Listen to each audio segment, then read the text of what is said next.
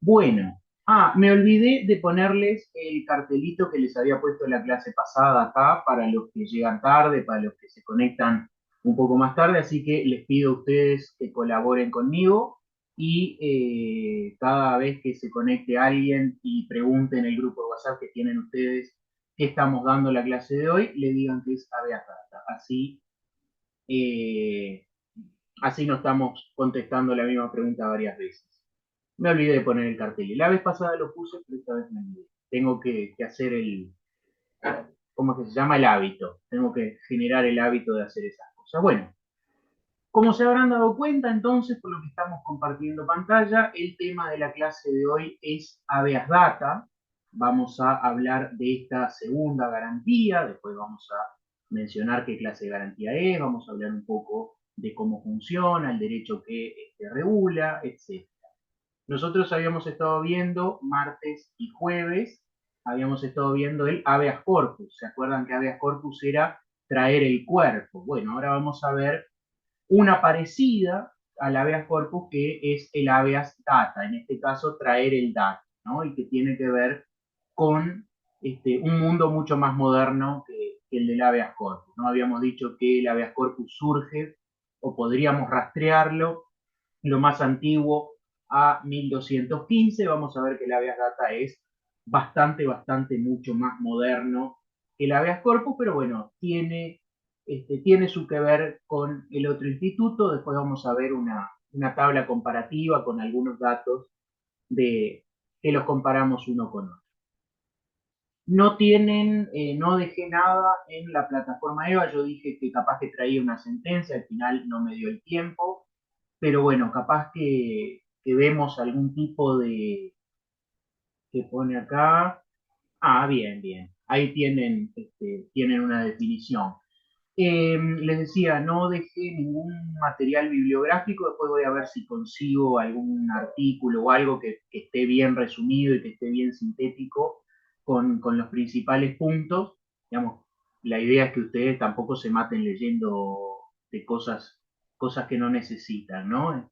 Yo cuando era niño tenía un libro que se llamaba, creo que todavía lo tengo en algún lado, que se llamaba Todo lo que usted necesita saber sobre el antiguo Egipto y un poco menos. Vamos a ver si encontramos algún artículo que sea algo parecido a todo lo que usted necesita saber sobre el habeas data y un poco menos. Pero bueno, dicho eso, entonces arrancamos. Para arrancar, primer punto, un concepto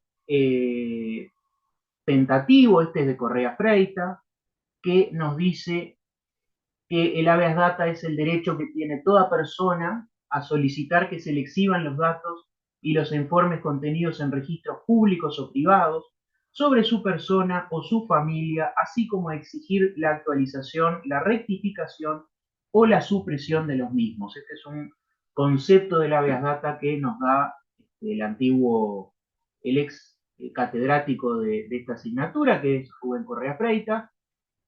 Ahí les dejo por si quieren ir a consultarlo. Eh, Claramente, el habeas data no hace falta saber latín, ya dijimos que era traer el dato. Obviamente tiene que ver con los datos personales, ¿no? Ya vamos adelantando en cuanto a lo que es el derecho a ser protegido por esta acción.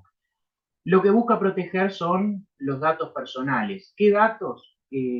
Datos e informes que estén en registros públicos o privados sobre su persona, su familia, como exigir la actualización, la rectificación o la supresión. Esto es importante, ¿no? Es decir, no solamente saber qué datos tiene un determinado registro sobre mi persona, sino también, bueno, primero saberlo, pero si ese dato no es correcto o no está actualizado, poder solicitar que ese dato sea actualizado, rectificado o incluso suprimido de ese registro. Ya vamos a ver en más detalle de qué estamos hablando. Ahí va, la ley 18331 es la ley actualmente vigente, como les pasa a Patricia acá, el enlace a la página del. Bien, les decía entonces que esto, nada, si no saben inglés, no se preocupen, lo vamos a comentar. Esto es los orígenes, o esto es lo que se marca como los orígenes del habeas data, es decir, la preocupación, más que los orígenes del habeas data, los orígenes de la preocupación por el tema de los datos personales, de la privacidad y de la intimidad. Este es el Harvard Law Review de diciembre de 1890 y este es un artículo escrito por Samuel Warren y Louis Brandeis. Mi pronunciación es, ¿qué me salió acá? No, ante la duda no. Me salió un cartelito ahí de la nada, pero ya decliné todo. Les decía, es un artículo del año 1890 publicado en la Harvard Law Review. Los autores los tienen ahí abajo y esta es la primera vez, o por lo menos hasta donde yo tengo conocimiento, la primera vez en la que se habla del derecho a la privacidad. Hay que pensar entonces que el derecho a la privacidad o el derecho a mantener, digamos, el fuero hogareño o determinada esfera de privacidad alejada de el centro o el foco de la atención pública no es algo demasiado antiguo, ¿no? Es decir, no es uno de los derechos clásicos o de los derechos de primera generación, hablarían los docentes de derechos humanos, ¿no? Es decir, de aquellos de primera generación, los individuales, vida, libertad, seguridad, ¿no? Aquellos de la Revolución Francesa, la Revolución Americana, etc. Esto es un poco más moderno, ya les digo, 15 de diciembre de 1890, la publicación.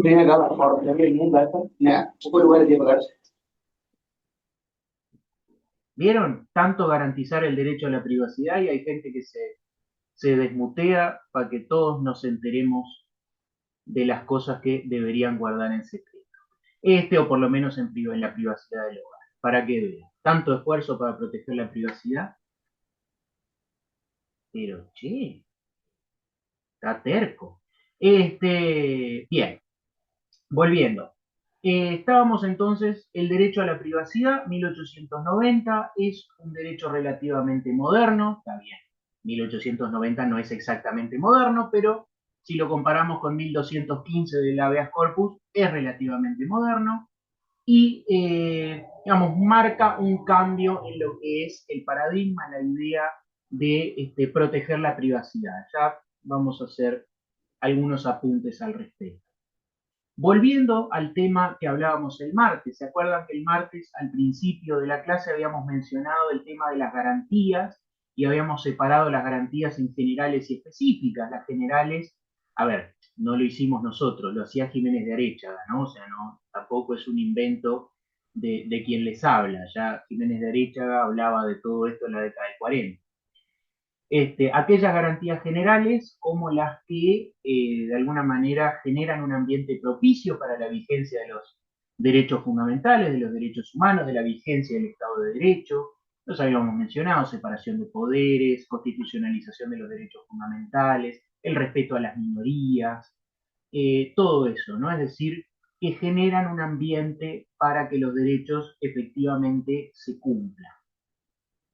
Pensemos en aquellos países, ¿no? Ejemplos históricos sobran, aquellos países donde, o incluso en el mismo Uruguay, donde por ejemplo no se respetaban las minorías, o donde, digamos, no había separación de poderes, o no hay hasta el día de hoy separación de poderes. Eh, ¿No? No hay vigencia del Estado de Derecho y sin vigencia del Estado de Derecho no hay derecho, o sea, la consagración de los derechos fundamentales no puede decir de qué sirve o de qué vale, ¿no? Es decir, son importantes las garantías generales. Y las garantías específicas que habíamos mencionado eran las que garantizaban algún derecho específico, valga la redundancia. Dentro de las garantías específicas habíamos ubicado nosotros el habeas corpus, que lo habíamos mencionado clase pasada, y ahora vamos a ubicar también dentro de las específicas al habeas data, porque garantiza un derecho fundamental. ¿Qué derecho fundamental va a garantizar? Bueno, acá ha habido una evolución del concepto del derecho que se entiende que se garantiza. Originalmente, en ese artículo que les mostraba del año 1890, los autores hablaban de una especie de propiedad sobre la privacidad, ¿no? Es decir, una propiedad de la vida privada. Yo soy, de alguna manera, yo como individuo soy el dueño de mi vida, soy el dueño de mi privacidad, soy el dueño de, de eso, bueno, sí, de mi privacidad. Y de alguna manera los autores identifican que el derecho que está siendo vulnerado con, digamos, ventilando, digamos, los asuntos privados, es el derecho a la propiedad. Y acá les pongo al amigo Buster Keaton, que no sé si hay alguien que sea, que esté, que tenga postura formada sobre la disputa entre Charles Chaplin y Buster Keaton. Yo soy uno, prefiero Buster Keaton toda la vida. Si alguien prefiere Charles Chaplin, eh, será debidamente aplazado el día del examen. Pero más allá de eso, les pongo acá a Buster Keaton, piensen, recordemos, ¿no? Año 1890, estamos en el surgimiento, en la masificación de la cámara fotográfica, bueno, la imprenta ya había sido inventada, evidentemente, pero la masificación de la lectura, ya los estoy mandando a examen, Patricia, sí, sí. Si no les gusta Buster Keaton, van a examen directo. No, mentira. Es una broma, por si alguien no se dio cuenta. Siempre hay alguno. Digamos, 1890 de vuelta. Eh, Se masifica el uso de la cámara fotográfica, se inventa el cine, se comienza a hacer películas, se comienza a hacer las grandes tiradas de periódicos impresos, con fotografías, además los periódicos impresos. Entonces, a ver, ¿por qué se masifican los periódicos impresos? Porque también se masifica el acceso a la lectura y la escritura, ¿no? La alfabetización. La gente sabe leer, sabe escribir, puede leer el diario, puede ver una fotografía, puede ir y comprar el diario. La masificación, esto es la masificación de los primeros medios de comunicación, finales del siglo XIX, principios del siglo XX. Esto es fundamental para entender por qué la privacidad empieza a adquirir un rol o un lugar de preponderancia. Claro, nosotros pensamos, estos avances, ahora que todos tenemos una cámara en nuestro teléfono, estos avances son un poco precarios, un poco antiguos, pero en ese momento eran revolucionarios. Recuerdo el año pasado fui a ver una revista, no me acuerdo si era de Procesal, ahí en la hemeroteca, no sé si ustedes saben, en Facultad de Derecho hay una hemeroteca donde pueden ir y consultar las revistas jurídicas, me imagino que sí, ya saben, pues están en el último semestre, y era una revista de la década del 20, creo que era, y uno de los artículos era si debía admitirse o no la fotografía como medio de prueba en los procesos, ¿no?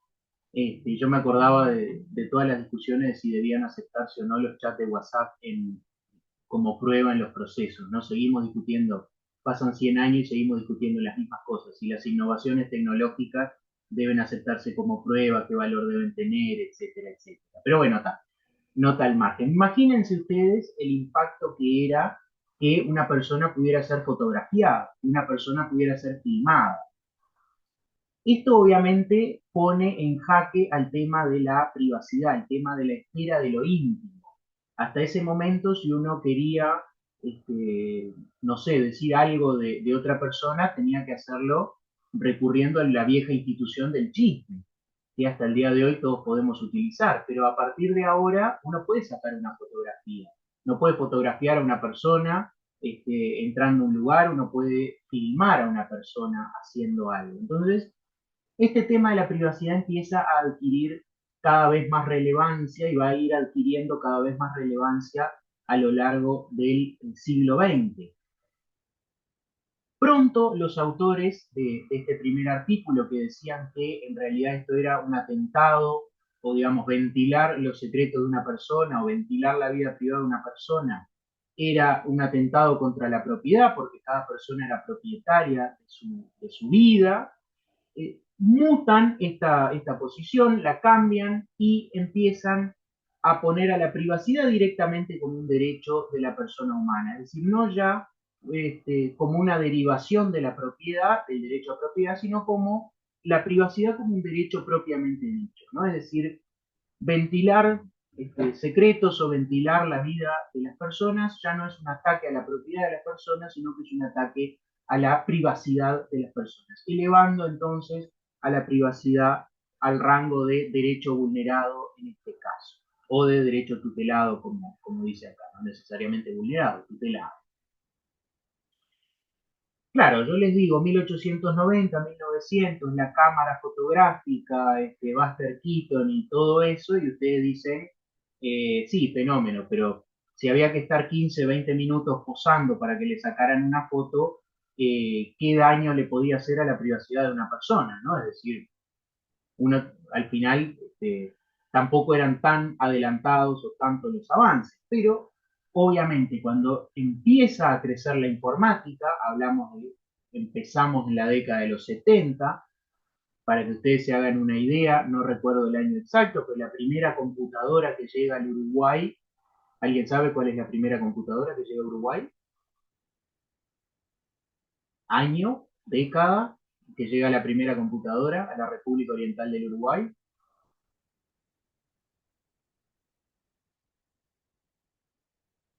Ni se animan a tirar una cifra. Bueno, les cuento el chisme. La primera computadora llega, yo no recuerdo si era 1975, sé que es década del 70, llega la primera computadora, la compra, si mal no recuerdo, Auditoría General de la Nación, y esa va a ser la primera computadora que llega al Uruguay. O sea que estamos hablando, claro, cuando uno habla de informática uno piensa en la computadora de la casa de uno, ¿no? En el Windows 3.11 con el que aprendí yo a usar Windows en la escuela, que dibujábamos con el Paint y hacíamos todas esas cosas. Pero en realidad la informática viene de bastante antes, ¿no? Ya podemos rastrearla, incluso capaz que alguno vio la película de Alan Turing, ¿no? Con la descifradora de los códigos de los alemanes. O sea, la podemos rastrear la informática hacia 1940, la década del 40, a fines de la Segunda Guerra Mundial. Pero a partir de la década del 60, 70, más que nada del 70, comienza un auge un poco más importante, ¿no? Mayor potencia, etcétera, y bueno, hasta el punto de que Uruguay compra su primera computadora en la década del 70. Lo contaba Del Piazzo, por si alguno no lo sabe, Carlos Del Piazzo, profesor Del Piazzo, fue el primer catedrático de Derecho Informático en la Facultad de Derecho. El Instituto de Derecho Informático fue fundado en 1984, por si a alguien le interesa los datos o quiere jugarle a la quiniela, 1984, ahí les doy un... Es la fundación del Instituto de Derecho Informático. Del Piazzo fue el primer catedrático. Justamente porque Del Piazzo trabajaba en Auditoría General de la Nación cuando se compró la primera computadora. Pero bueno, volvemos al tema. ¿Cuál es el impacto de la informática en todo este tema de la privacidad? Lo que dice acá, por primera vez se puede registrar, almacenar y utilizar datos de manera masiva, es decir, ya no los viejos archivos, ¿no? En versión papel, sino que la informática, y a medida que va avanzando cada vez más, nos permite este almacenamiento, utilización y registro de datos cada vez de manera más masiva, ¿no? Hasta llegar al punto de que hoy en día es un verdadero problema. Cuando digo problema, digo un desafío a superar, no necesariamente como algo negativo, pero todos tenemos nuestros datos y todos tememos por nuestros datos que hoy en día parecen ser el oro y la plata de nuestros días, parecen ser los datos personales, ¿no?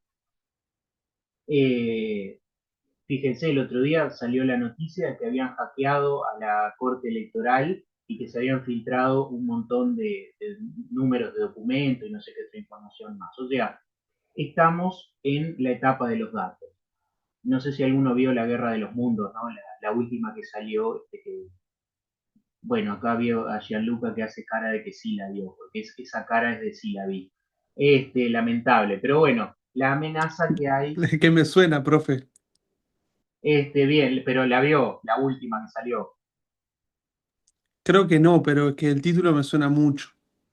Bien, bien. No, la última que salió es muy mala y los alienígenas vienen. Bien, José Guerrero la vio. Los alienígenas vienen a buscar la mayor riqueza de la raza humana, que son los datos.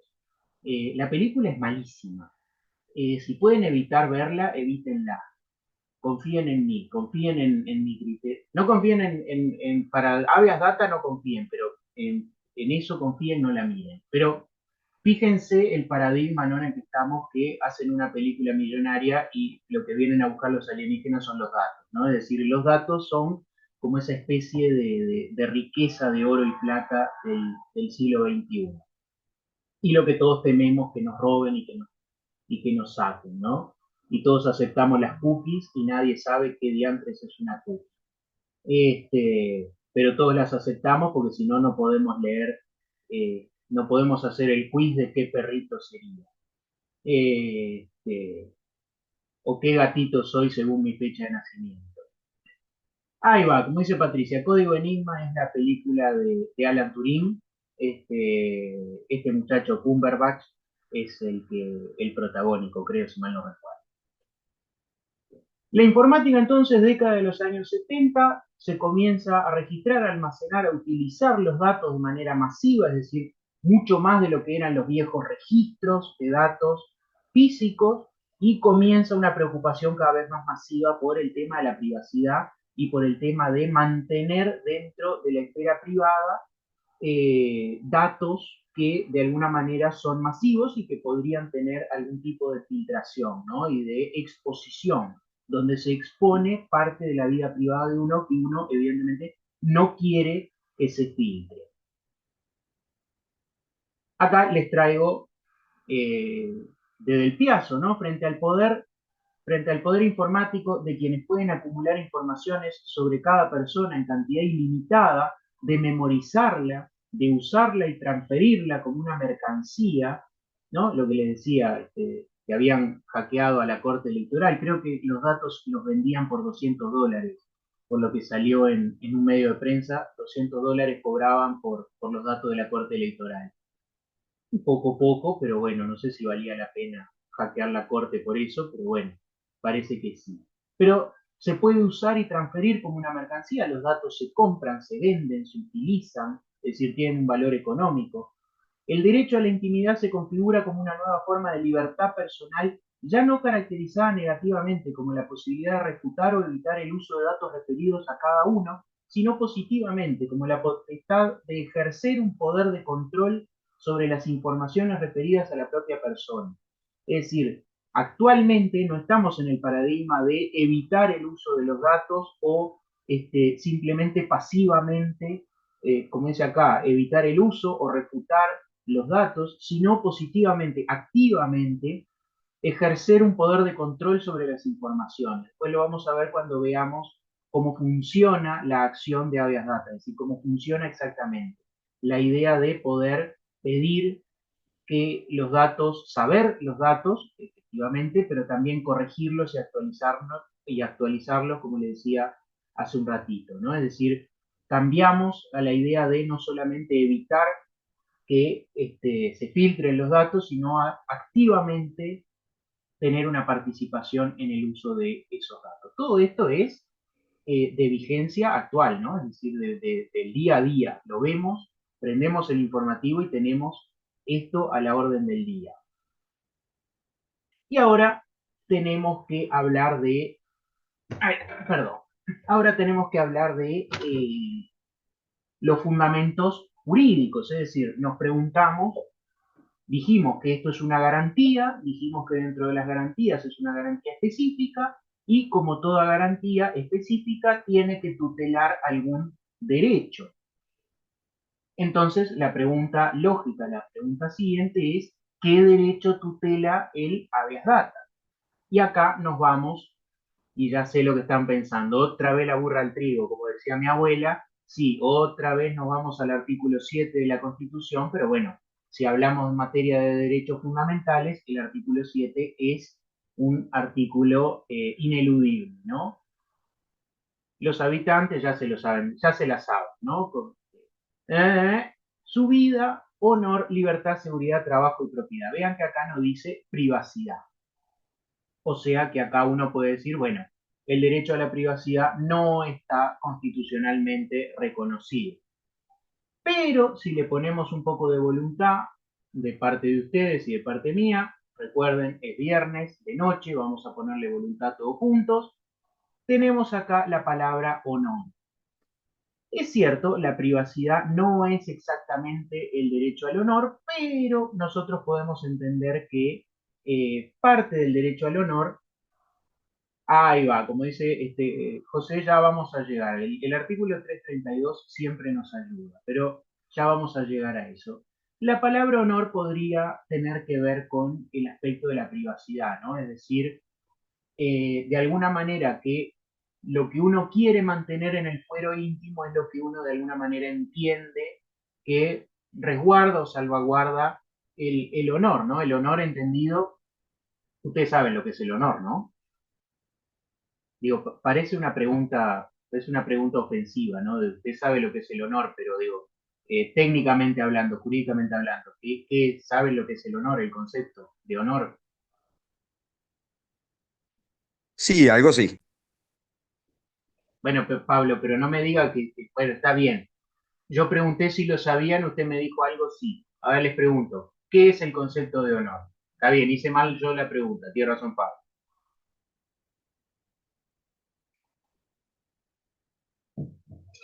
Dígame, Pablo. Bueno, yo tengo el honor como la imagen que se hace en las demás personas sobre mi persona. ¿Ah? Exactamente, el honor es eso, es la posición que uno tiene, es la posición de una persona frente al resto de la sociedad. Eh, Obviamente, si lo consideramos en ese sentido el honor de la posición de uno frente a la sociedad, bueno, si yo quiero proyectar determinada posición frente al resto de la sociedad, obviamente el derecho a la privacidad entraría, ¿no? Dentro de este derecho al honor, porque bueno, yo pretendo que determinados aspectos de mi vida particular no se proyecten en la imagen que yo tengo para el resto de la sociedad. Entonces podríamos decir que ahí hay una cierta relación entre el honor y la privacidad. Es el derecho de toda persona que se respete su reputación, fama o estimación social, así como su autoestima y cualidad moral de merecedor de... Ahí vale, la de Patricia es un poco más detallada, ¿no? Pero, digamos, a grandes rasgos es eso, es la posición de la persona frente al resto de la sociedad. Ahí podríamos entender que el derecho a la Profe, privacidad, sí, no, que quería agregar que también es un concepto que está ligado a la identidad de la persona, ¿no? El honor, más allá claramente. de, ent- quería agregar esa obviedad, perdón. No, no, no es ninguna obviedad y no está mal. Claramente tiene que ver con la identidad de la persona, justamente, y es lo que estamos diciendo, ¿no? La identidad que yo quiero proyectar necesariamente tiene algo que yo no quiero proyectar, justamente para manifestar eso, ¿no? Y eso es lo que entra dentro del criterio de privacidad. Por ese lado, podríamos decir que acá entra dentro de lo que es el artículo 7. Como les digo, pongan un poco de voluntad ustedes, un poco de voluntad yo, y entre todos llegamos a las 10 de la noche del día. Poquito de esfuerzo de todos.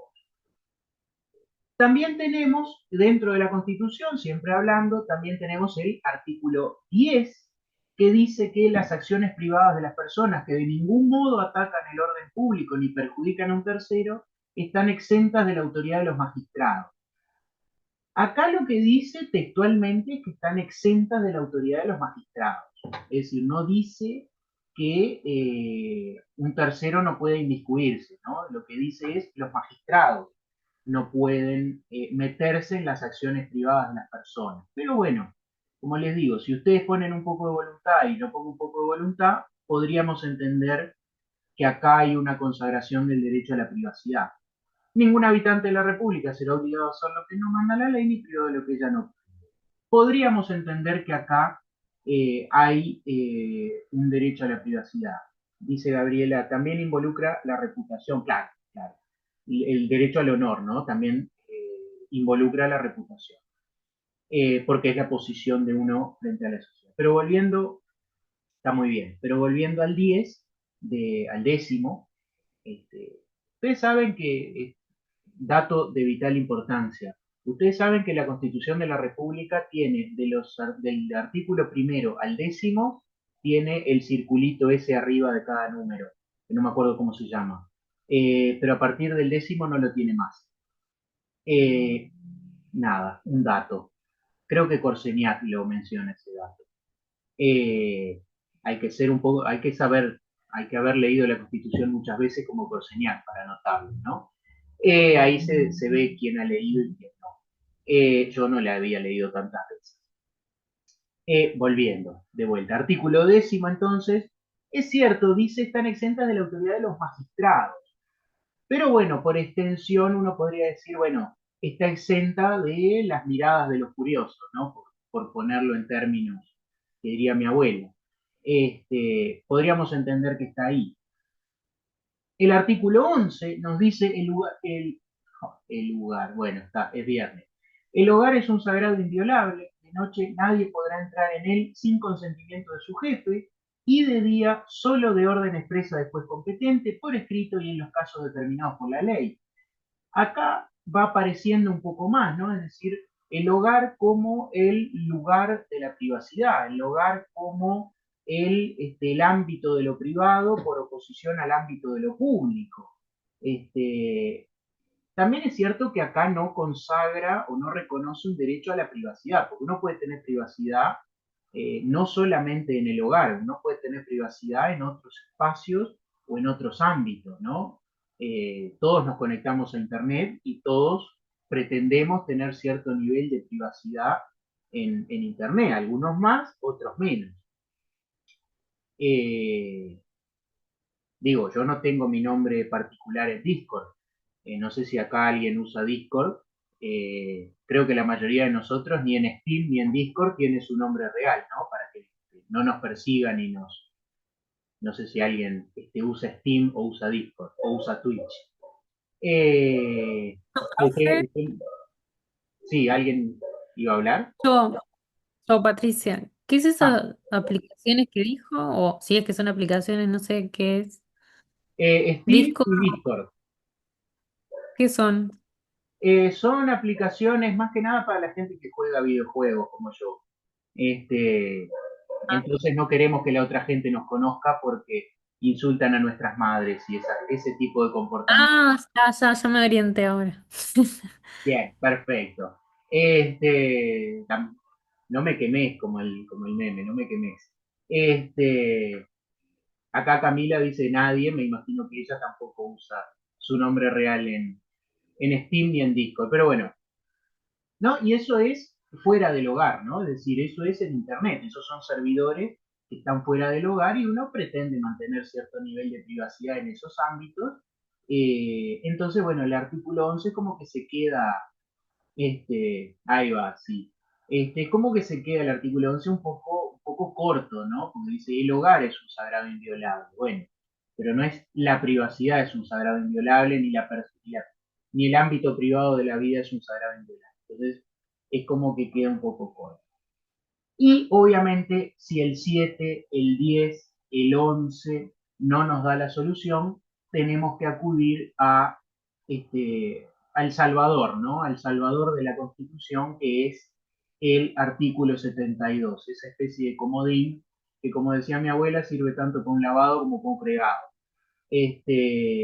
Que ya se lo conocen de memoria, ya se lo saben de memoria, la enumeración de derechos, deberes y garantías hecha por la Constitución no excluye los otros que son inherentes a la personalidad humana o se derivan de la forma republicana de gobierno. Acá hacemos una gimnasia mental y decimos que, bueno, si el artículo 72 dice que no se excluyen los otros derechos que sean inherentes a la persona, decimos que la privacidad es un derecho inherente de la persona y a través del artículo 72 decimos que hay un reconocimiento explícito del derecho a la privacidad. Eh, ¿Qué quieren que les diga? Es la gimnasia mental que se hace, ¿no? Yo no soy muy afecto, esto es una opinión enterísimamente personal y personalísima de quien les habla, yo no soy muy afecto al artículo 72, no es un artículo que particularmente me guste demasiado. Eh, digamos, yo creo que si en la Constitución de la República tenemos el artículo 331 que establece los medios para modificarla, ¿no? Me parece que decir que, bueno, que yo escribo un artículo académico, lo publico y ya a través de eso introduje un nuevo derecho en la Constitución, me parece un poco mucho, ¿no?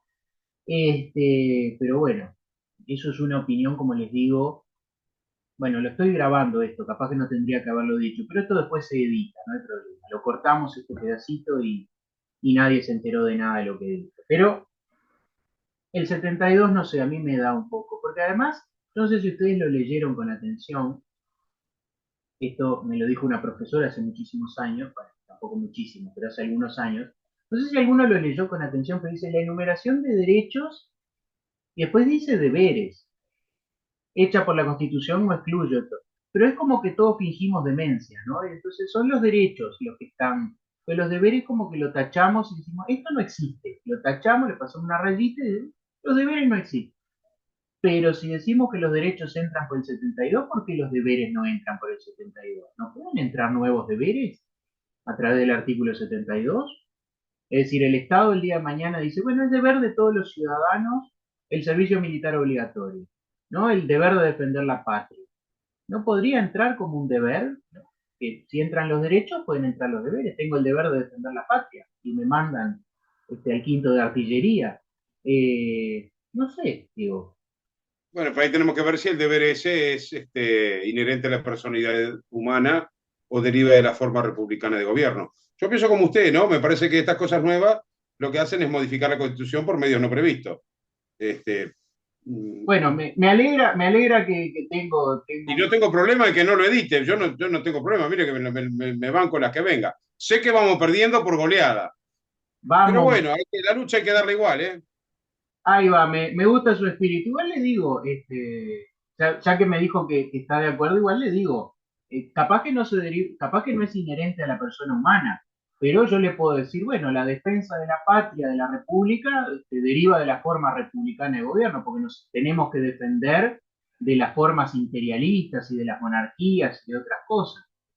No sé, digo, por inventar, podemos inventar, pero bueno, a mí me alegra que me acompañe, no estoy solo, que salimos los dos juntos a pelear contra. Pero es medio complicado el artículo 72, porque cuando estamos todos de acuerdo está lindo, pero es como, no sé, a mí me genera muchas dudas el tema del artículo 72. Pero bueno, no es el tema de la clase de hoy, y eso, insisto, es una opinión más que personalísima mía, no es del instituto, ni mucho menos del equipo docente. Hago la aclaración, por favor. Dicho eso, el artículo 72, les digo lo que dice la doctrina, al incluir dentro de la Constitución nuevos derechos que sean inherentes a la persona humana, nos sirve a nosotros para decir, bueno, el derecho a la privacidad está efectivamente, tiene una consagración, un reconocimiento constitucional a través del artículo 72 y bueno, ahí ya podemos empezar a decir, bueno, es un derecho consagrado constitucionalmente. Dígame, Gabriela.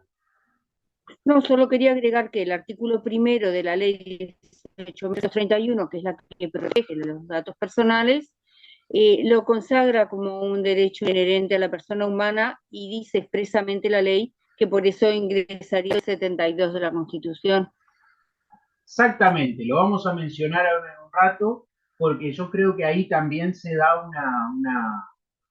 una cuestión complicada en ese. Pero bueno, capaz que soy yo que le busco la quinta pata al gato con el artículo 72. Pero está muy bien, el artículo primero de la ley dice eso, vamos a llegar eventualmente.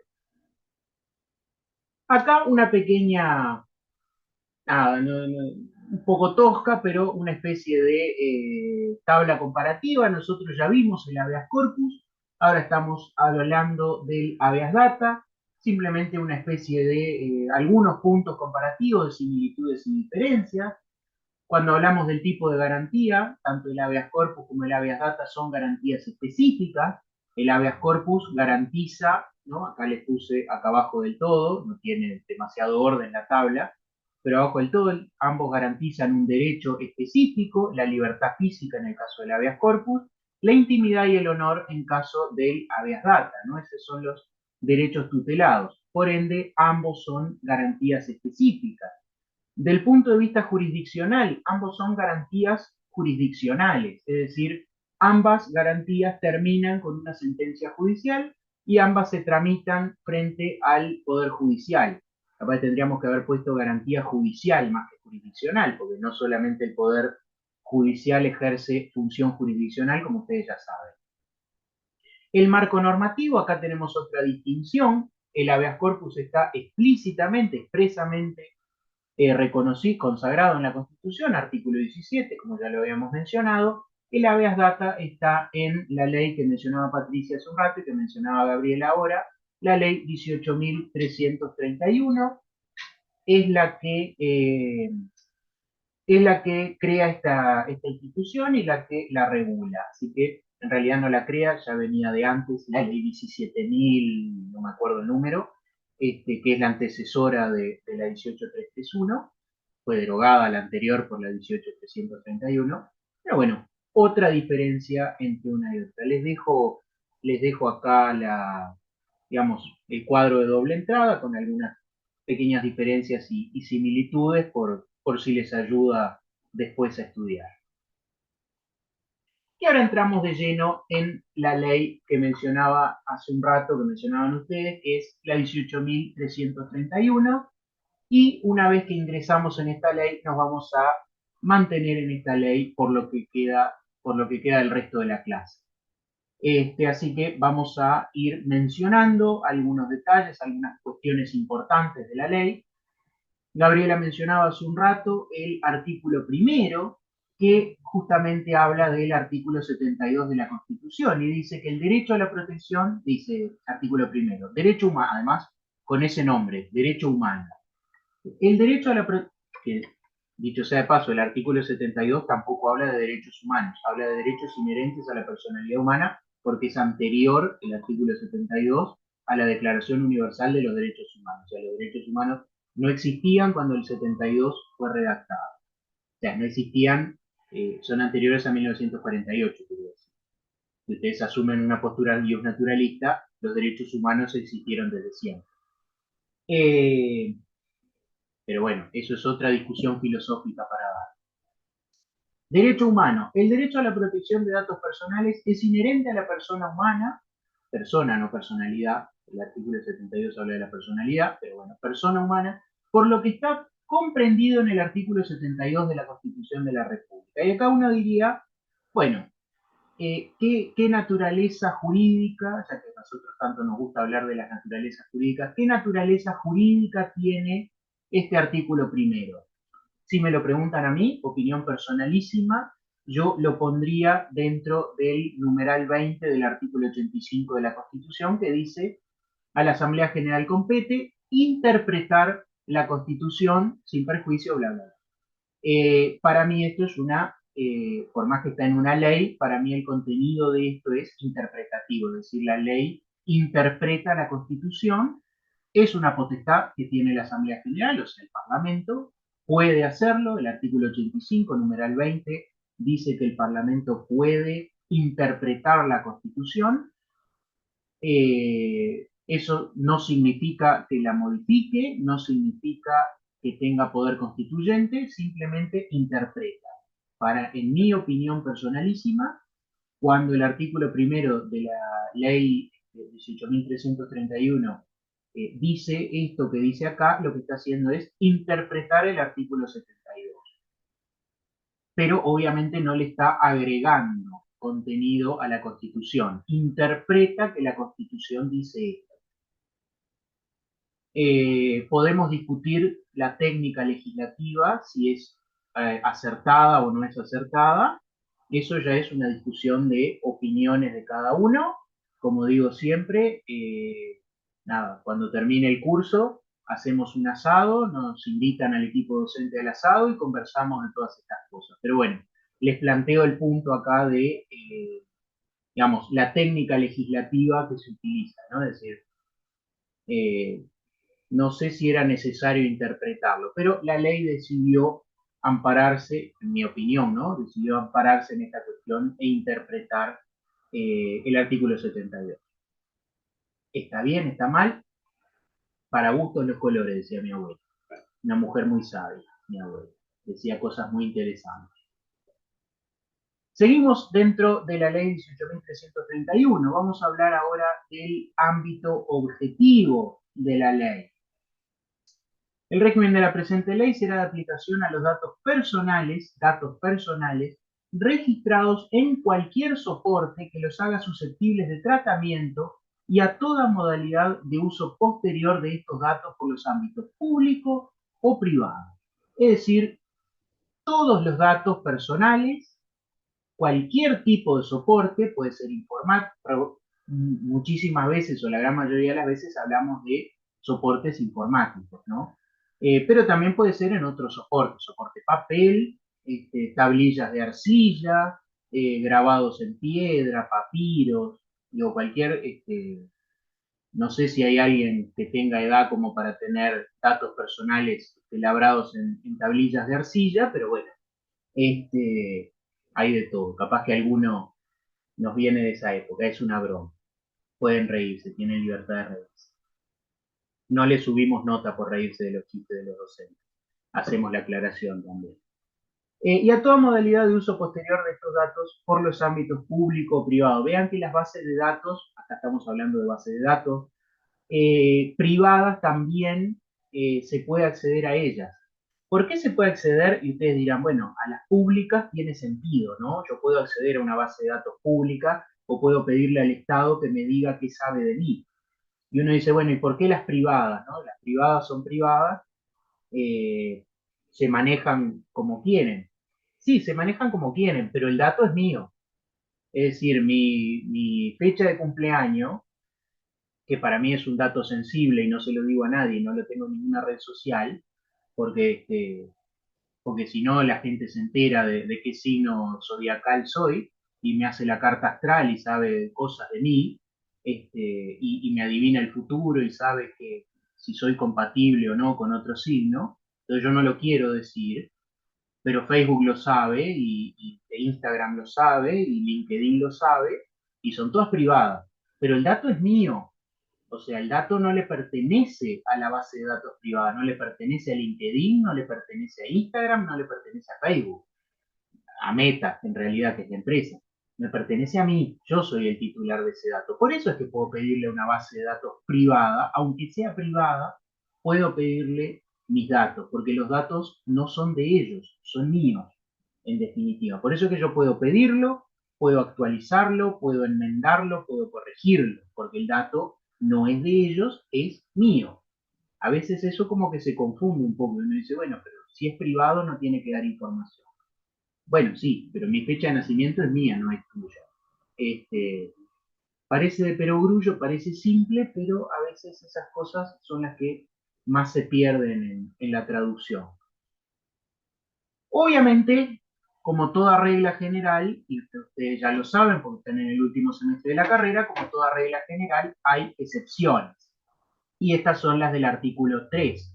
No será de aplicación a las siguientes bases de datos. ¿A qué base de datos no se le aplica esto que decía el artículo 2 de que cualquiera puede pedirlo? A las mantenidas por personas físicas en el ejercicio de actividades exclusivamente personales o domésticas. A ver, yo con mi madre me llevo muy bien. Yo no iría al juzgado a interponerle una habeas data para que me entregue los álbumes de fotos que tiene mi madre guardada en la biblioteca, por más que sean datos, ¿no?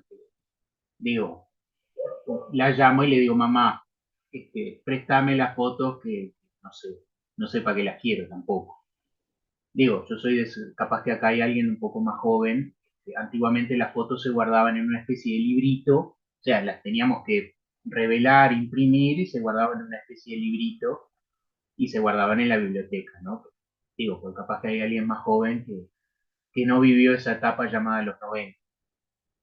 Pero no le voy a pedir a mi mamá que a través de un juzgado, ¿no? Las mantenidas por personas físicas en el ejercicio de actividades exclusivamente personales o domésticas.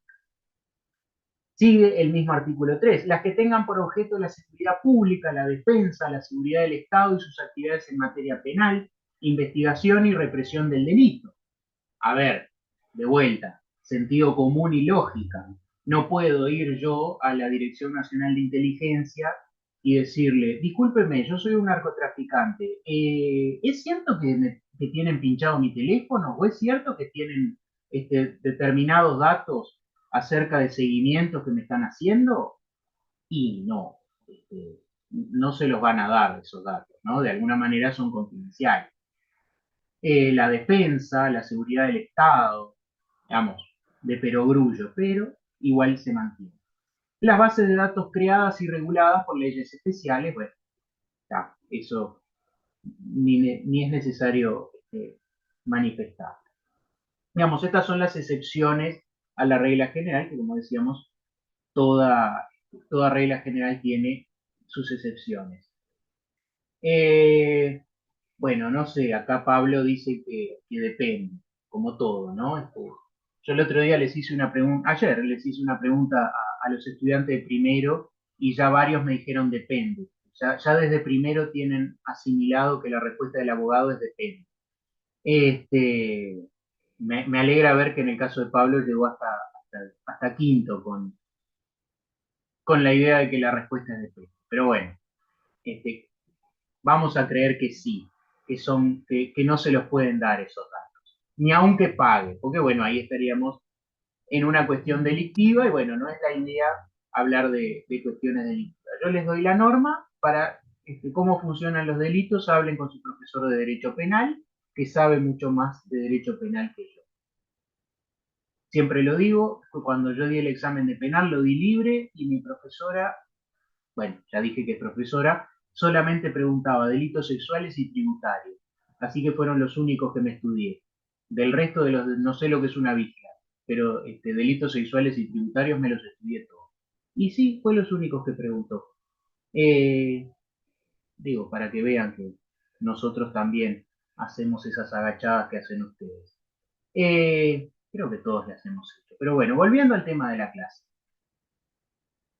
Saltamos entonces al artículo 18. También este es un artículo importante porque habla de los datos sensibles. Ninguno me lo ha preguntado hasta ahora, pero no todos los datos son iguales. Es decir, hay algunos datos que son, valga la redundancia, distintos. Hay algunos datos que son más importantes y otros que son menos. Hace un rato yo les hacía la broma de mi fecha de nacimiento y que me hacen la carta astral, etc. Es un dato poco relevante, si se quiere, ¿no? Bueno, algunas personas muy coquetas no quieren que se sepa la edad, entonces el dato del año de nacimiento capaz que es un poco un dato más sensible. Pero hay algunos datos que son para el derecho a la privacidad mucho más sensibles que otros. Y acá tenemos el artículo 18 que nos habla justamente de esos datos sensibles y cómo deben ser tratados. Ninguna persona puede ser obligada a proporcionar datos sensibles. Estos solo podrán ser objeto del tratamiento con el consentimiento expreso y escrito del titular. Los datos sensibles solo pueden ser recolectados y objeto de tratamiento cuando medien razones de interés general autorizadas por la ley o cuando el organismo solicitante tenga mandato legal para hacerlo. También podrán ser tratados con finalidades estadísticas o científicas cuando se disocien de sus titulares. Varias hipótesis acá. Pienso en este momento en la ley, si mal no recuerdo, no sé si anda Patricia por ahí, que es la que siempre se fija estas cosas. Si mal no recuerdo, creo que la ley de trabajo sexual es la 17.515. Creo, si mal no recuerdo. ¿No?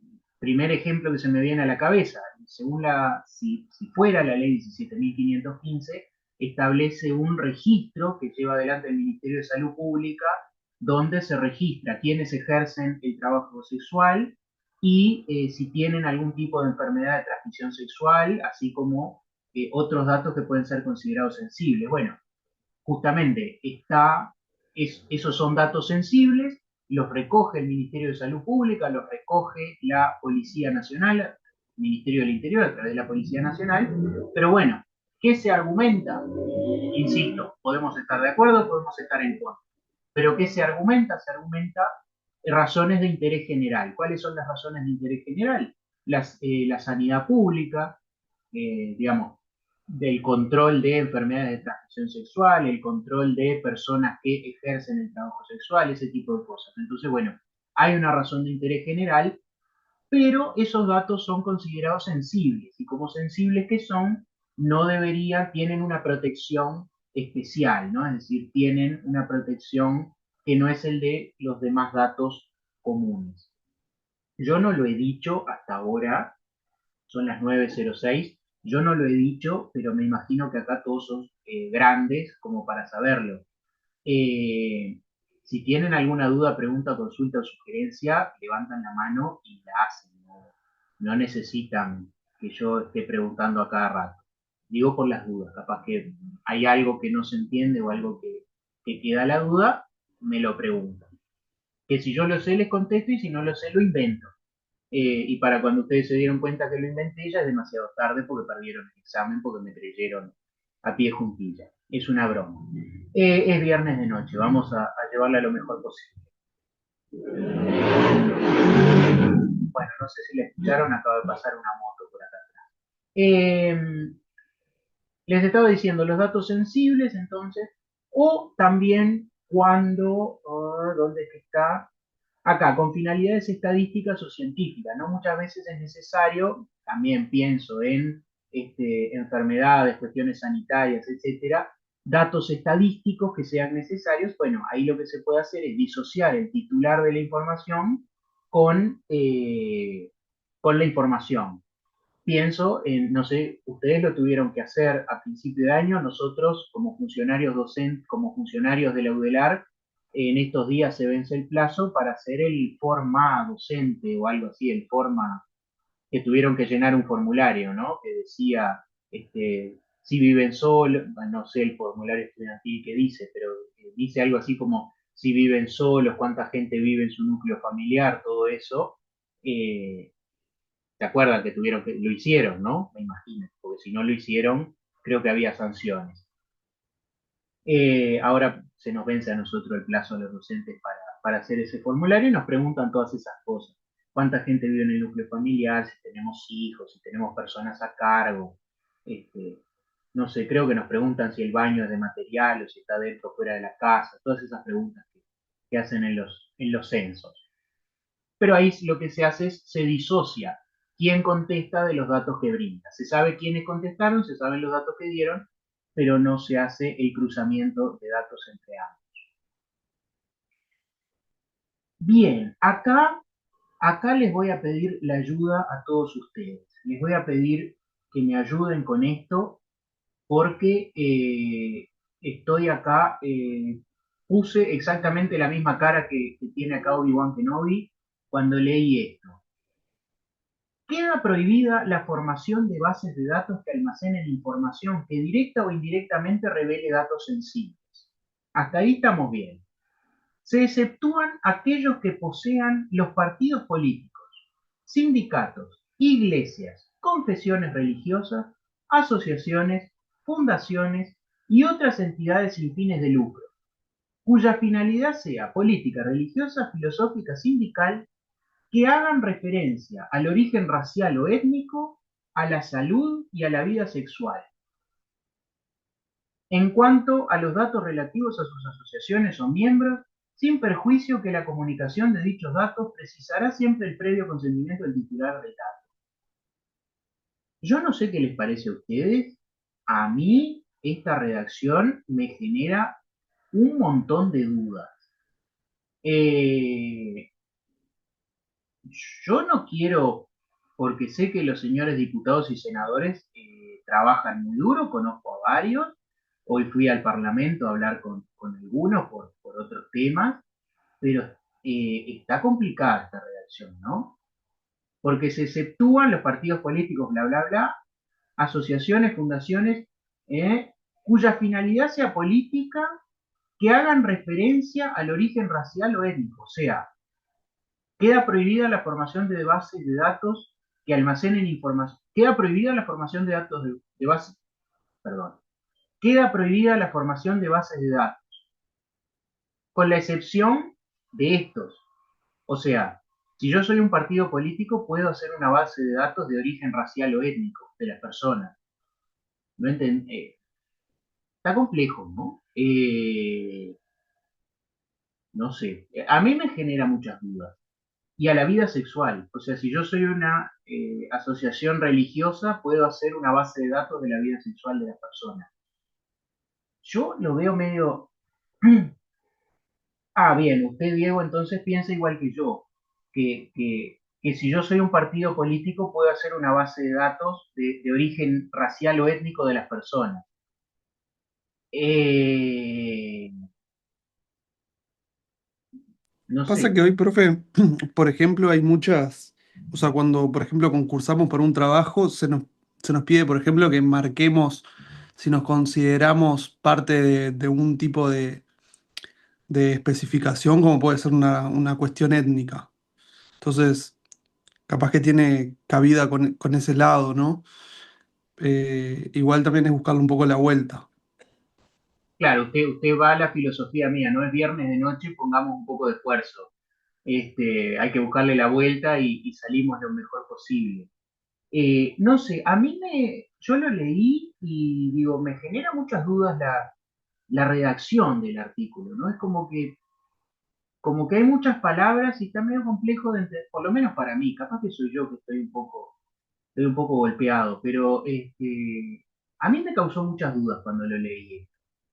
Porque además lo que dice usted, Gianluca, está bien, pero las cuotas para determinadas personas es una exigencia legal, pero es para cargos públicos. Y fíjese usted que acá no habla de bases de datos generadas por el Estado ni personas públicas no estatales, sino que habla de asociaciones, fundaciones, asociaciones religiosas, etcétera, etcétera. O sea, no es que el Estado, porque el Estado sí, incluso en el formulario que hay que llenar para laudelar, que si no, no nos pagan el sueldo, si no lo llenamos, eh, digo, para el sueldo que pagan, pero bueno, es con lo que le doy de comer al gato.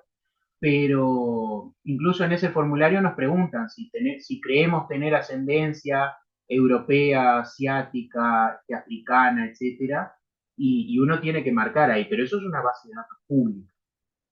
Estos serían bases de datos privadas, ¿no? Va a pasar hambre ese gato. No, está gordo el gato. Está bien. También se pasa el día durmiendo, ¿no? No quema nada de lo que come. Pero bueno, dejemos de hablar de la salud de mi gato. Eh, no sé, a mí me generó muchas dudas. Si alguno tiene certezas, me las dice. Pero, o sea, por lo menos me queda la satisfacción de que Diego interpreta lo mismo que yo, ¿no? Tengo un partido político, puedo hacer una base de datos de orígenes raciales o étnicos de las personas. Digo, Eh, tampoco, perdón, profe, que le sí, interrumpí, no, no, diga. que tampoco nos dice el fin, ¿no? El artículo. ¿Cuál va a ser el fin de esa utilización? De ese... No, no, tampoco. Se supone que hay que leer, a ver, se supone que las leyes hay que leerlas en su contexto y en el contexto hay que leerlas en el contexto del derecho penal, de un montón de cosas más, entonces, bueno, de la no discriminación, de la vigencia de los derechos humanos, etcétera, etcétera. Pero a ver, me llama la atención la técnica legislativa, ¿no? Quizás si me hubieran preguntado a mí, yo habría tratado de escribirlo de otra manera. Pero como a mí no me preguntaron, quedó escrito así. Capaz que si lo hubiera escrito yo estaría peor todavía, que también es otra posibilidad, que no hay que descartar.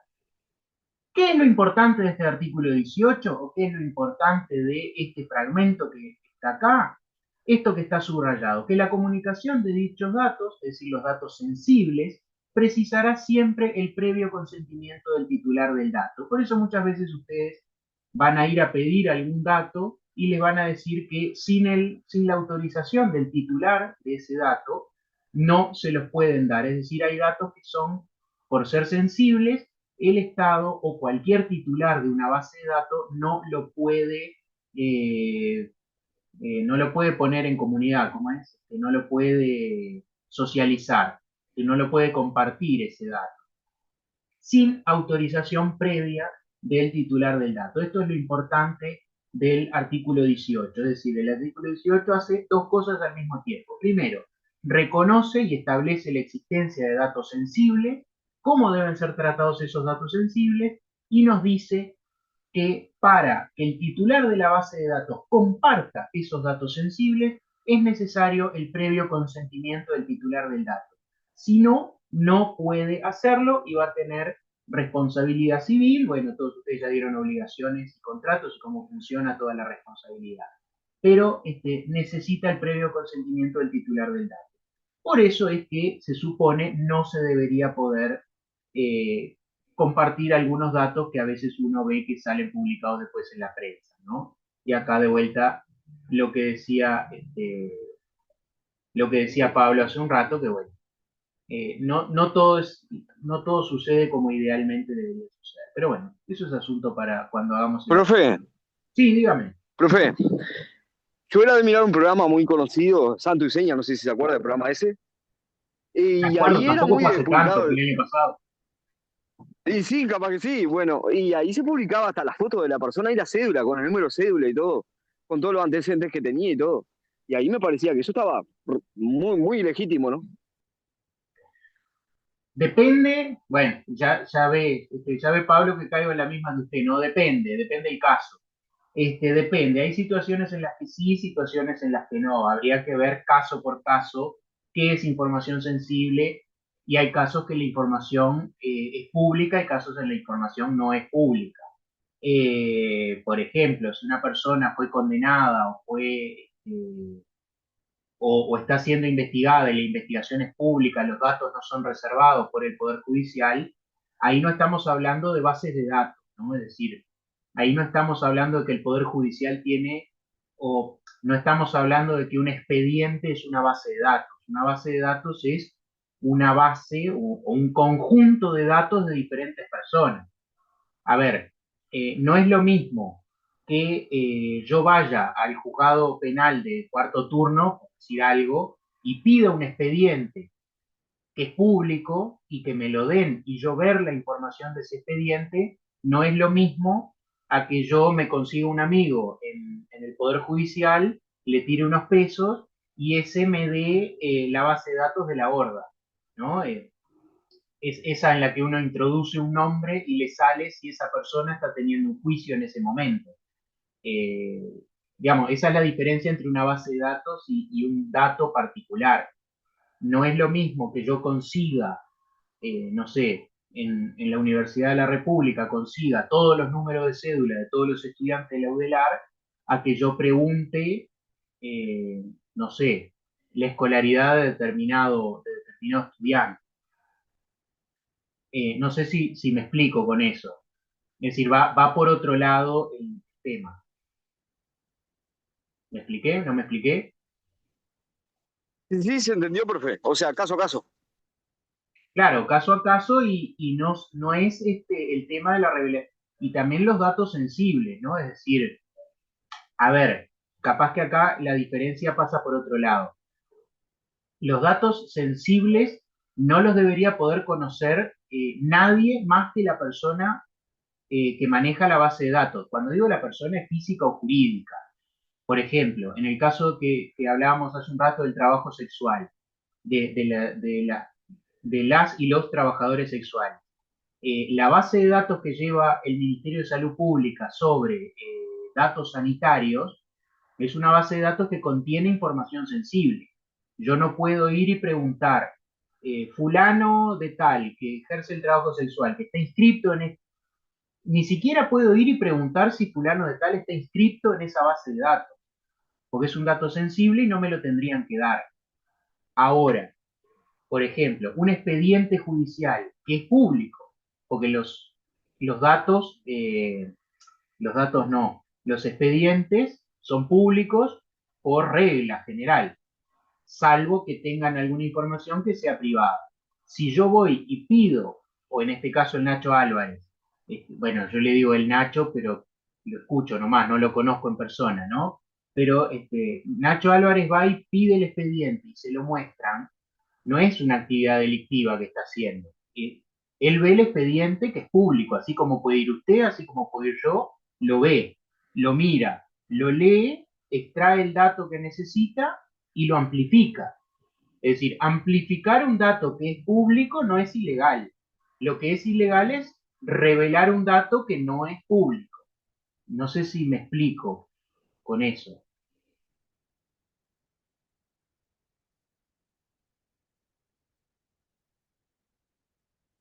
Fue demasiada información. Le dio una CB a Pablo. Fue demasiada información. No, profe, ¿sabe que se me bajó el volumen porque voy en la calle? No, no escuché lo último que dijo, sinceramente. No, lo que le decía es, no es lo mismo revelar, me quedo con esta reflexión, no es lo mismo revelar un dato secreto o privado que amplificar un dato público. Es decir, los expedientes penales, salvo algunas reservas, son públicos y lo que hace un periodista, en el caso que usted puso Nacho Álvarez, pero puede ser cualquier periodista, lo que hace es lo amplifica porque lo lleva a un medio de prensa donde la gente se entera. Eso es amplificarlo, que no es lo mismo que revelar algo que se supone que no debería revelarse, que es secreto, que es privado. Bueno, ¿sabe a dónde apuntaba yo, sinceramente? La A policía ver, maneja lo que se llama el SGSP, o sea, Sistema de Gestión de Seguridad Pública. Se llama así, solamente lo maneja la policía. Incluso la foto de la persona de la cédula y todo dice reservado, reservado. Aparece la marca de agua de reservado. Bueno, y eso era lo que pasaba a Santuceña en la prensa, digamos. Esa foto que decía incluso reservado de punta a punta, el mismo papel que estaban exponiendo decía reservado de punta a punta, que eso solamente lo tiene la policía y no lo puede tener, digamos, no puede estar al acceso de civiles. bien, bueno, ahí entonces sí, ya se me complica un poco más defenderlo a Nacho. Acá, y usted me va a disculpar, tampoco sé si es hombre o mujer. Camila dice que sí se entiende. No sé si es hombre o mujer. Usted me va a disculpar, pero su apellido, la verdad que a mí se me complica. Eh, no es una broma, me va a disculpar. Le voy a decir ese. Pero dice que Fiscalía también lo Sí, tiene. no, perdón. Soy femenina, es Swedowski. No, yo quería comentar que el sistema de gestión de seguridad pública no es solamente manejado por el Ministerio del Interior. El Ministerio del Interior lo que hace, sí recaba todos los datos, los lleva a esta base de datos, que en principio es reservada para solamente aquellos funcionarios habilitados por un curso específico. Y eso después es trabajado en algunos casos, los que son delitos, por ejemplo, por la fiscalía. Quería acotar eso. Bien, Swedowski me dijo. Sí, Swedowski. Está, perfecto. Discúlpeme, pero bueno. Las limitaciones de uno. Está, perfecto. Voy a confiar ciegamente en lo que usted me dice. ¿Usted trabaja en el Ministerio del Interior, Fiscalía, algo de eso?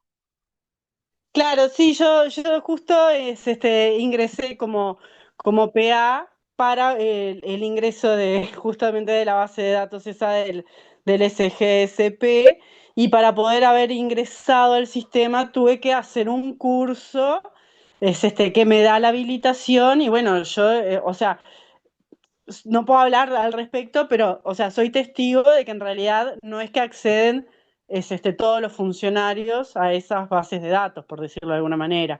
Son muy delicadas y en los cursos se nos dan todos los recaudos, ¿no?, de la responsabilidad que tienen aquellas personas.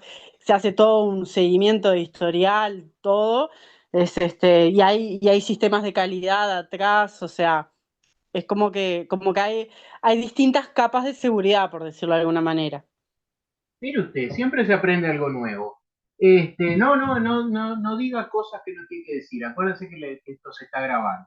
Igual después lo editamos, pero si no terminamos todos declarando en fiscalía. Siempre se aprende algo nuevo. Bien. ¿Dónde es un delito revelar? Sí, es un delito. No recuerdo cuál ahora, pero sí es un delito. Volviendo. Bueno, pero por lo menos último día, pero se coparon y conversaron algo. Yo ya me sentía un poco solo, pero bueno. Ustedes acuérdense que estoy acostumbrado a dar clase en primero. Los de primero no se callan nunca. Entonces es como que es muy grande el golpe entre uno y otro. Pero bueno, volviendo al tema, artículo 18. Los datos personales relativos a la comisión de infracciones penales, civiles y administrativas solo pueden ser objeto de tratamiento por parte de las autoridades públicas competentes, como estaban diciendo recién, en el marco de las leyes y reglamentaciones respectivas, sin perjuicio de las autorizaciones que la ley otorga u otorgará. Nada de lo establecido en esta ley impedirá a las autoridades públicas comunicar o hacer pública la identidad de las personas físicas o jurídicas que estén siendo investigadas por o hayan cometido infracciones a la normativa vigente en los casos en que otras normas lo impongan o en los que los consideren convenientes. Claro, sí, como dice Pablo, ya los tienen domados, ¿no? Imagínense los de primero, tienen ganas de vivir, ¿no? Yo ya las perdí completamente, pero bueno, los de primero tienen ganas de vivir, creen que la carrera es hermosa y tal. Y además son 300, ¿no? Con que haya 20 extrovertidos ya no puedo dar la clase tranquilo. Ustedes son 55. Claro, tener una clase de 250 y una clase de 55 para mí es una... Igual lo peor era cuando dábamos presencial que salía de una clase de 150 y me metía en una clase de 7. Eh, eso era terrible, ¿no? Porque el golpazo que uno se da... Pero hay cursos presenciales de esta asignatura que son 7. Pobres, ¿qué años les espera? Dice Pablo. No, eso disfruten, ellos disfruten. Acuérdense cuando eran jóvenes. Bueno, no me distraigan más. Artículo 19, seguimos en el 18.331. Datos relativos a la salud, estos también son importantes. Los establecimientos sanitarios públicos o privados, de vuelta, privados porque el dato pertenece a uno, no pertenece al privado. Y los profesionales vinculados a las ciencias de la salud pueden recolectar y tratar los datos personales relativos a la salud física o mental de los pacientes que acuden a los mismos o que estén o hubieran estado bajo tratamiento de aquellos, respetando los principios del secreto profesional. Recuerden, la revelación del secreto profesional es un delito, la normativa específica y lo establecido en la presente ley. Ahí tienen entonces también importante el artículo 19 como datos especialmente protegidos. Y ahora vamos directamente a lo que es la acción de protección de datos personales. Esto es el habeas data. Hasta ahora habíamos visto lo que es la base de datos, los datos. No lo mencioné, pero no recuerdo si es en el artículo 4 o en el 5 de la ley. Tienen una serie de definiciones donde se define qué es una base de datos, que cada término que se utiliza en esta ley está ahí definido. No se los puse porque sería, es un artículo larguísimo y no hace el meollo de la cuestión. Pero hemos hecho toda esta introducción para llegar a este último punto, que es efectivamente la acción de protección de datos personales, la acción de habeas data, como dice el artículo 37. Habeas data. Toda persona tendrá derecho, cuando dice toda persona, sentido amplio, ¿no? Es decir, no es ciudadano, no es ningún tipo de limitación. Toda persona tendrá derecho a entablar una acción judicial. ¿Se acuerdan que habíamos dicho que era una garantía jurisdiccional? Bueno, es una acción judicial efectiva para tomar conocimiento de los datos referidos a su persona y de su finalidad y uso que consten en bases de datos públicos o privadas. De vuelta, el titular del dato es la persona, no el titular de la base de datos. Y en caso de error, falsedad, prohibición de tratamiento, discriminación o desactualización, a exigir su rectificación, inclusión, supresión o lo que entienda que corresponda.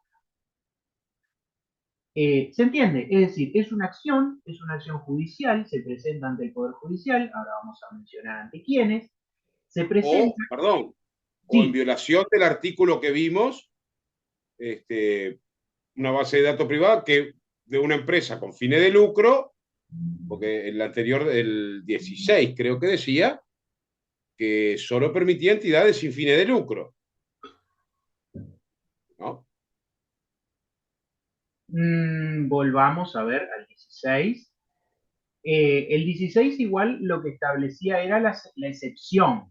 Es decir, a ver, volvamos porque así, no, 3, 18, ¿dónde era que habíamos mencionado el 16? No me acuerdo cuál era ya. ¿Sería el 16 o el 18 el que mencioné? No, el 18 era. El 18, ¿no? Está. El 18 No, lo que tampoco, dice... no. El que usted, este mismo. El 18, ahí va. El 18. No, lo que dice es, en materia, acá estamos en materia de datos sensibles, no de todos los datos, sino de datos sensibles. Solamente estamos hablando en materia de datos sensibles. Y lo que dice es es una excepción a esta regla. ¿Cuál Lo es que la no está regla? dentro de la excepción está prohibido. No, queda prohibida la formación de datos, de bases de datos que almacenen información que directa o indirectamente revele datos sensibles. Perfecto. O sea, no puedo crear una base de datos que revele directa o indirectamente datos sensibles. A Salvo que excepción, sea partido político, iglesia, ahí sindicato. va, significa que todos estos que están acá pueden crear bases de datos que almacenen información que directa o indirectamente revele datos sensibles. No, discúlpeme.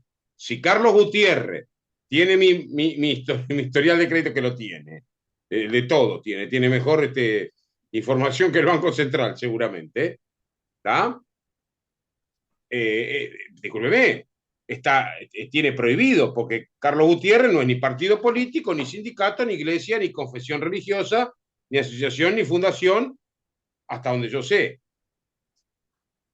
No, hasta donde usted sabe, no es ninguna de esas cosas.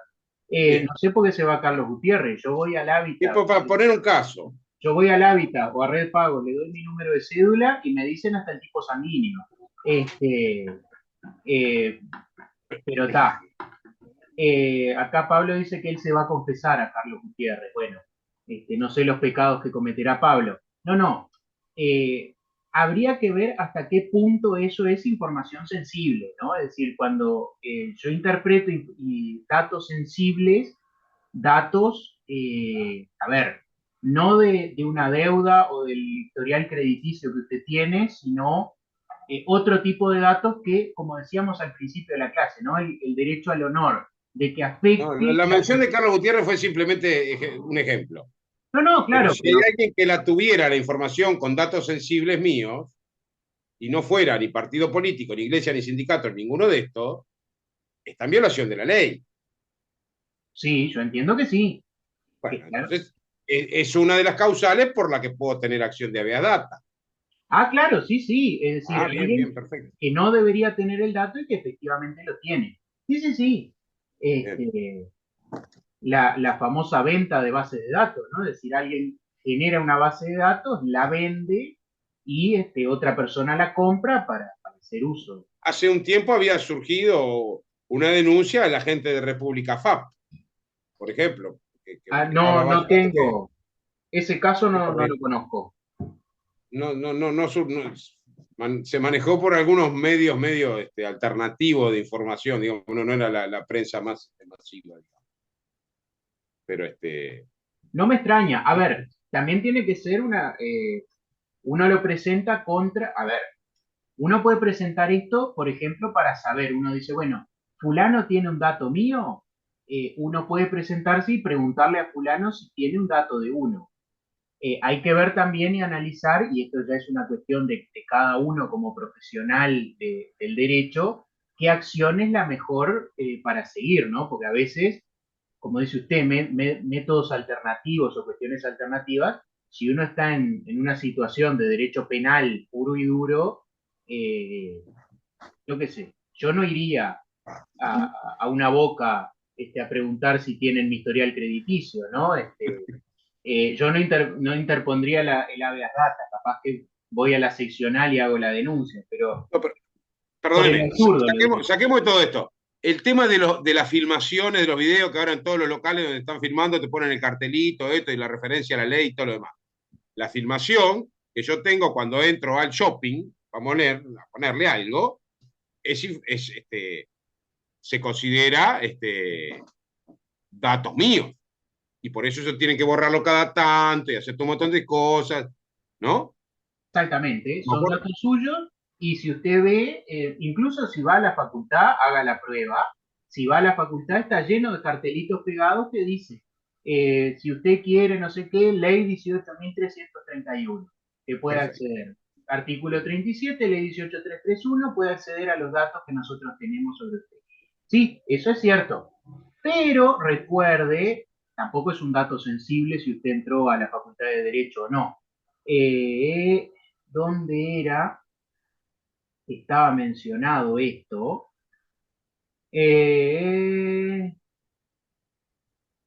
Bueno, ahora Estaba el caso, permíteme, si tenemos tiempo para hacer una anécdota, Sí, era en estos micros que hacen de la televisión, de los noticieros que salen a entrevistar gente por la calle, no sé qué estaban haciendo, y se ve que ilustraron con datos, imágenes de archivo de otro lado, y mostraban una persona que justo estaba certificada,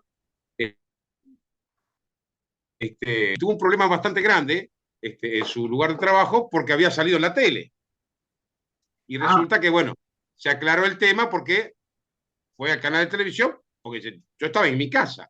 Ah, no, lo que pasa es que esto es una grabación que se tomó hace 3 meses, póngale.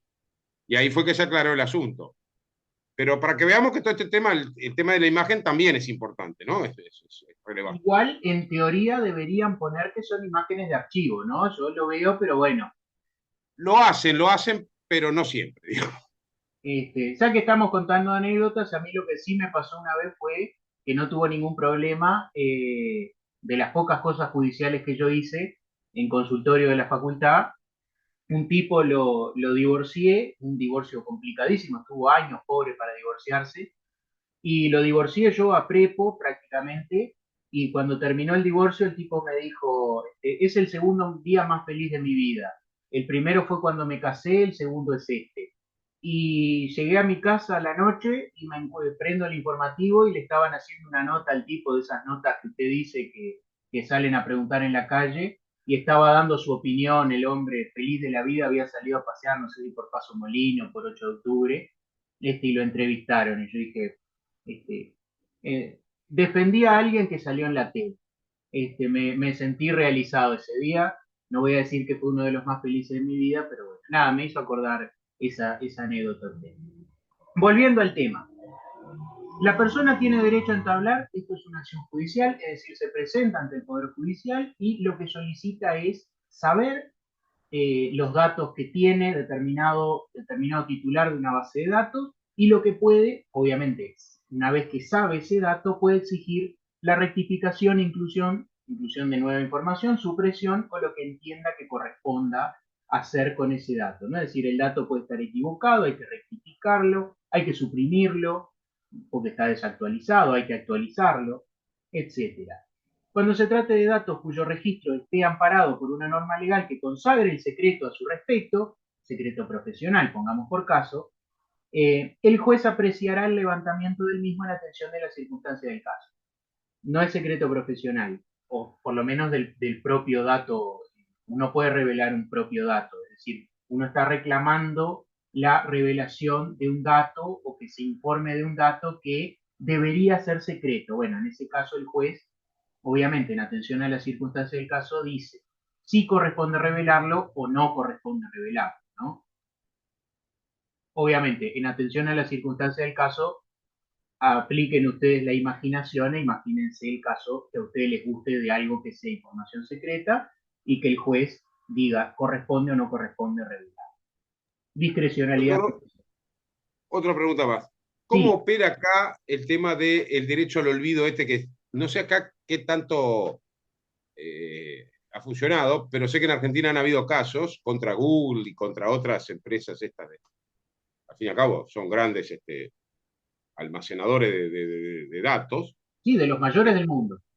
Sí, no sé si acá ha habido alguna y cómo es que funciona. Calculo que tendrá que ver con este artículo 37. Sí y no, el derecho al olvido es otro debate distinto que no tiene tanto que ver tiene todo que ver con esto, pero no tiene que ver con la acción, digamos, de habeas data. Acá usted lo que busca es obtener el dato, arreglarlo, rectificarlo, suprimirlo. El derecho al olvido es una cuestión más de borrar, digamos, determinada cantidad de información. Hubo, yo no sé en qué está en este momento, si ya tuvo sentencia o no, hubo una solicitud también se maneja en lo que es derecho comercial, capaz que lo han mencionado cuando hicieron derecho comercial, el derecho a el olvido y el derecho a volver a ejercer el comercio después del concurso, ¿no? Después, es decir, después de la quiebra. Hubo algún caso en Uruguay, sí, de alguien que pidió que se eliminaran algunos datos. No sé en qué, realmente no sé en qué está, si es que ya terminó si es que ya tiene sentencia ese caso. Tampoco recuerdo exactamente cuál era el caso, pero sí, hubo alguna solicitud. Hay en nuestro país hay algún intento de aplicación del derecho al olvido.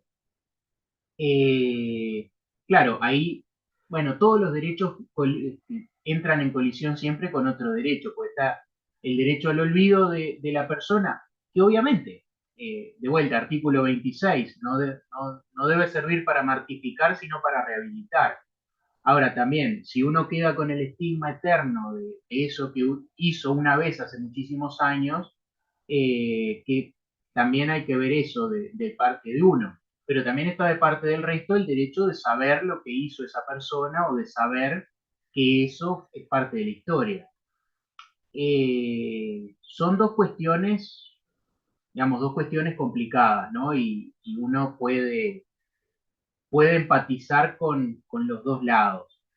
Eh, no sé, yo tengo una postura, y esto es personal, más del punto de vista de la historia, ¿no? Hay hay una práctica bastante, ¿cómo decirlo?, bastante generalizada de algunos datos históricos borrarlos, ¿no? Y decir, bueno, esto se borra. Me parece que no corresponde, ¿no? Las cosas pasaron y bueno, hay que tenerlas y tenerlas ahí, bueno, y convivir con ellas. Para bien y para mal, ¿no? Pero uno conoce las cosas y las maneja de otra manera. Pero contestando a su pregunta concreta, sí, hay algún caso en el Uruguay, no sé exactamente los detalles, pero puedo intentar averiguar y se lo digo el martes si me acuerdo. Pero Te agradezco porque sería interesante ver cómo funciona eso. intento buscarlo. Sé que hubo algún caso, pero no sé cómo terminó. Bien, tengan paciencia, sé que es un plastón de texto, pero ya casi terminamos, ya estamos ahí, no se pongan nerviosos. Procedencia y competencia. Bueno, cuando procede, quiera conocer sus datos personales y se encuentren registrados en una base de datos similar y dicha información le haya sido denegada. Cuando haya solicitado, obviamente, a ver, no lo dijimos. Si ustedes quieren saber un dato que tenga el titular de una base de datos, lo primero que tienen que hacer es preguntarle al titular de esa base de datos, ¿no? El problema es cuando el titular de esa base de datos no les quiere dar ese dato o no les quiere informar si tiene ese dato. Ahí es que van a la justicia o ahí es que impetran, qué maravilla de palabra. Ahí es que, digamos, interponen esta acción de habeas data. Haya sido negada o no le hubiese sido proporcionada por el responsable de la base de datos. Cuando haya solicitado al responsable de la base de datos o tratamiento, su rectificación, actualización, bla, bla, bla, bla, bla, taca. Serán competentes acá. Para conocer, esto les decía que íbamos a hablar a continuación, para conocer en las acciones de protección de datos personales o habeas data en la capital, juzgados letrados de primera instancia en lo contencioso administrativo. Estos son los viejos, ¿no? Los del Poder Judicial, no los nuevos que creó el código nuevo del proceso administrativo. O sea, estos son los del Poder Judicial cuando la acción se dirija contra una persona pública estatal y los juzgados letrados de primera instancia en lo civil en los restantes casos. Los juzgados letrados de primera instancia del interior a quienes se haya asignado la competencia en dichas materias. Nada, tienen acá lo que mencionábamos de la competencia. Cuando corresponde, los jueces competentes, la legitimación. El propio afectado titular de los datos, obviamente, o sus representantes, sucesores universales, algún dato que pueda llegar a tener que ver con la sucesión o algo por el estilo. Y en el caso de personas jurídicas, la acción deberá ser interpuesta por sus representantes legales o los apoderados asignados a tales efectos. Esta es la legitimación activa para presentar esto. Recordemos, no importa si el titular de la base de datos es público o es privado, el dato pertenece a la persona, no pertenece al titular de la base de datos. Por eso es que la puede presentar, insisto, cualquier persona, el propio afectado titular u otros. Saltamos al artículo 45, porque me pareció importante recordar esto. La sumariedad. El habeas data, igual que el habeas corpus, igual que el amparo, no hemos dado amparo en el curso, pero ustedes me imagino que en derecho procesal habrán dado amparo y lo habrán dado en otras asignaturas más también, la acción de amparo. Todas estas, el doctor Sapolinsky, no sé si lo conocen, el actual catedrático de esta asignatura, el doctor Sapolinsky siempre cuando da estos temas dice, voy a dar el tema del amparo y los amparitos. El amparo y los amparitos. Bueno, el amparo es el de la ley 16.011 y los amparitos son todos estos, son como amparos chiquitos. Pero todos tienen en común con el amparo y con el habeas corpus, que ya lo mencionamos, el tema de la sumariedad, es decir, son procesos sumarios, son procesos rápidos. Se entiende, ¿no? Es decir, si yo quiero saber si alguien tiene un dato mío, no puedo estar 4 años litigando por un proceso ordinario del CGP. Necesito una acción medianamente rápida, medianamente sumaria, para que efectivamente estamos hablando de una garantía de un derecho fundamental, de última. Y esta sumariedad está en el artículo 45, ¿no? No podrán deducirse cuestiones previas, es decir, bueno, ustedes saben, ustedes todos dieron procesal, saben lo que es una cuestión previa. Reconvenciones ni incidentes. El tribunal, a petición de parte o de oficio, subsanará los vicios de procedimiento, asegurando dentro de la naturaleza sumaria del proceso la vigencia del principio del contradictorio. El contradictorio existe, pero siempre hay que coordinarlo con esta idea de rapidez, de celeridad. Cuando se planteare la inconstitucionalidad por vía de excepción o de oficio, se procederá a la suspensión del procedimiento solo después que el magistrado actuante haya dispuesto la adopción de las medidas provisorias referidas en la referente ley o en su caso dejando constancia circunstanciada de las razones de considerarla innecesaria. Se puede, existe, igual que en el amparo, insisto, no lo hemos visto, pero ustedes ya saben lo que es un amparo, igual que en el amparo es posible adoptar medidas provisorias, es decir, medidas cautelares, medidas que tiendan a evitar un daño, ¿no? En el habeas data es igual de posible que en el amparo. Y dicho eso, y siendo las 9:48, les pregunto si tienen dudas, preguntas, consultas, sugerencias, cosas para aportar, cosas para quitar. Este es el momento de fama de todos ustedes.